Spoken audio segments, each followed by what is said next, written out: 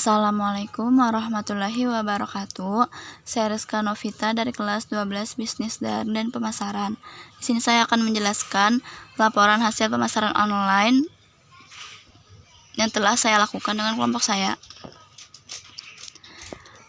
Latar belakang, dunia kuliner mengalami banyak perkembangan dalam bentuk sajian, rasa, dan jenisnya. Makanan sendiri memiliki banyak variasi, baik makanan berat maupun makanan ringan. Dalam suatu pemasaran, banyak selaku berbagai macam kuliner. Maka kami bergerak membuat makanan berat yang diolah dengan mie, makanan ringan yang diolah dari tepung, hingga minuman manis yang untuk menyegarkan tenggorokan. Kami telah melakukan survei atas makanan dan minuman yang kami jual, dan terciptalah banyak peminat dari makanan dan minuman ini. Maka dari itu, kami membuat mie halilintar, cireng bumbu rujak, es sarang burung, telur geprek, puding mangga, dan es jeli untuk dijual dengan harga yang cukup terjangkau. Adapun tujuan pemasaran online, yang pertama, meyakinkan konsumen agar membeli produk yang kita tawarkan. Kedua, membuat barang atau jasa yang sesuai dengan keinginan dan kebutuhan pasar. Dan yang ketiga, memahami kebutuhan, memahami para pesaing, memahami apa saja yang tren yang sedang muncul di pasaran, memahami keinginan pasar, dan juga memahami kondisi pasar seperti keterbatasan, daya beli, dan ketertarikan yang bisa mempengaruhi konsumen dalam memutuskan apakah ingin membeli barang produk atau tidak. Lalu adapun manfaat pemasaran online, yang pertama, menambah kepuasan konsumen, memperbanyak pilihan. Kedua, membantu konsumen memenuhi kebutuhan mereka akan produk maupun jasa.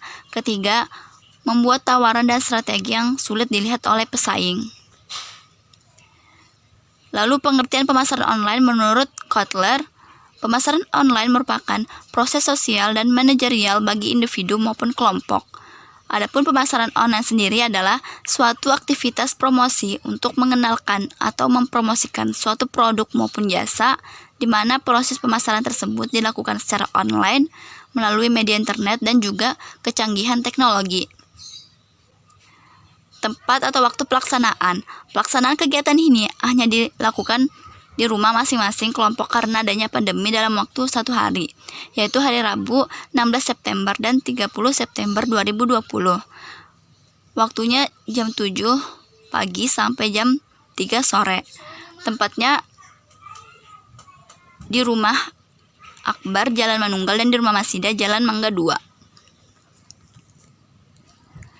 Lalu media promosi. Dalam menjalankan usaha pemasaran ini, saya menggunakan media promosi berupa brosur dan menggunakan media online atau media sosial seperti WhatsApp dan Instagram. Dalam membuat brosur penjualan, saya menggunakan aplikasi Canva yang mempunyai fitur lampiran yang bagus dan menarik yang cocok untuk pembuatan brosur pemasaran. Produk pemasaran online yang kami jual, yang pertama, praktek ke-1 ada mie halilintar, cireng bumbu rujak, dan es sarang burung. Untuk praktek kedua ada telur geprek, puding mangga, dan es jeli. Adapun cara pengolahan produk unggulan, cireng bumbu rujak. Proses pembuatan, yang pertama, untuk biang, masukkan semua bahan biang ke wadah, aduk rata. Masak dengan api kecil hingga mengental, lalu matikan api. Yang kedua, tuang biang ke tepung kering, aduk asal atau tidak terlalu rata. Ketiga, bentuk adonan jadi pipih, goreng dengan api sedang hingga matang atau crispy, angkat dan tiriskan. Lalu yang keempat, setelah selesai, cireng pun siap dikemas dan dijual. Lalu untuk puding mangga, proses pembuatannya, pertama, campur puding, gula di panci lalu masukkan air secukupnya. Aduk-aduk rata agar tidak menggumpal. Lalu yang kedua, nyalakan api dan masak sambil sesekali diaduk. Setelah mendidih, matikan api dan menghilangkan uap panasnya. Ketiga, masukkan ke wadah atau cup dan masukkan ke kulkas. Keempat, menunggu puding mangganya dingin, lanjutkan memasak fla vanilanya. Yang kelima, masukkan bubuk fla vanila dan berikan sedikit air pada panci yang telah disiapkan. Yang keenam, masak fla vanila dengan api kecil, tunggu mendidih atau mengental, lalu matikan kompor. Yang ketujuh, setelah puding mangga dingin, tuangkan fla vanila ke dalam cup, yaitu di atas puding tersebut. Yang kedelapan, tambahkan coklat parut secukupnya. Dan yang kesembilan, puding mangga siap dijual. Adapun modal adalah sekumpulan uang atau barang yang digunakan sebagai dasar untuk melaksanakan suatu pekerjaan. Modal yang diperlukan untuk biaya praktik pemasaran online, untuk praktik yang pertama membutuhkan modal Rp40.000 dikali 7 anggota sama dengan Rp280.000. Lalu praktek kedua membutuhkan modal Rp50.000 dikali 7 anggota sama dengan Rp350.000.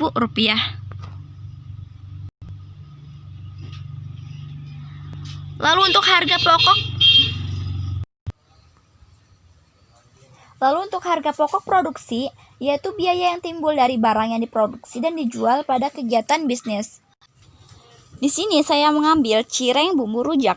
Dari total biaya variabel di atas diketahui sejumlah Rp111.000. Jumlah porsi yang dibuat sebanyak 30 porsi. Untuk menghitung harga pokok per porsi adalah Rp111.000 dibagi 30 porsi, sama dengan Rp3.700.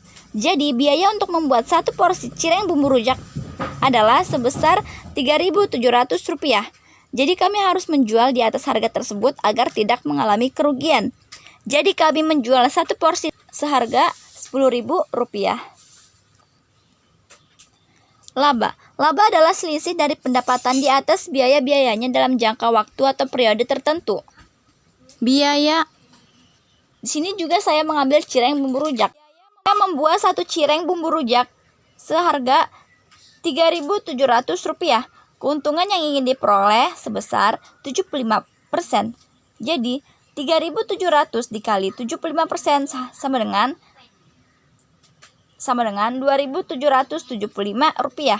Keuntungan yang diperoleh untuk satu porsi cireng bumbu rujak dengan harga jual Rp10.000 adalah Rp2.775. Kesimpulan, dari kegiatan praktik tanggal 16 dan 30 September adalah kegiatan ini sangat mengajarkan kita sebagai penjual untuk terus mencari solusi dan strategi yang tepat untuk mendatangkan konsumen agar mau membeli jualan kita.